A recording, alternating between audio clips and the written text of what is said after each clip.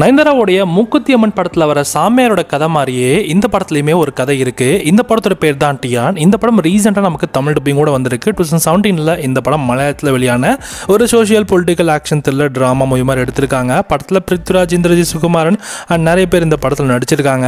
So இந்த படத்தோட சிம்பிளான கதைன்னு பார்த்தீங்கன்னா, வம்சமாக பட்டாபிராமகிரி அந்த ஒரு நிலத்தில் வாழ்ந்துட்டு இருக்காரு. அந்த நிலத்தை ஆக்கிரமிக்க வர ஒரு சாமியார் கும்பல், அதுவும் போலீஸ் சாமியார் என்ற பேரை வச்சு மக்களை ஏமாத்திட்டு இருக்கான்.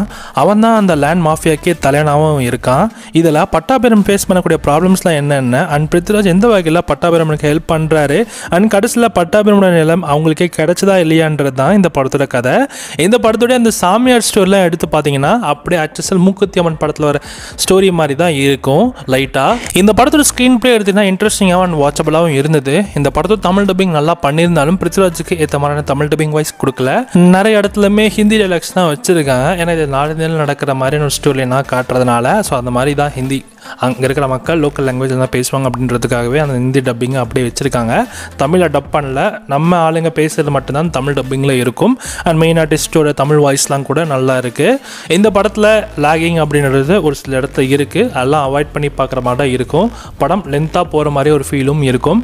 இந்த படம் இப்போ உங்களுக்கு யூடியூப்பில் ஃப்ரீயாகவே அவைலபிளாக இருக்குது. ஃப்ரீயாக இருந்தீங்கன்னா இந்த படத்தை செக் அவுட் பண்ணி பாருங்கள். மேபி இந்த படம் உங்களுக்கு பிடிக்கலாம். அண்ட் படம் உங்களுக்கு தமிழ் படம் அப்படின்ற ஒரு யூடியூப் சேனலில் தான் ப்ரீமியர் பண்ணியிருக்காங்க. ஸோ ட்ரை பண்ணி பாருங்கள். இந்த படத்துக்கு SRS சிட்ரிங்ஸ் 5க்கு 3 கொடுக்கலாம்.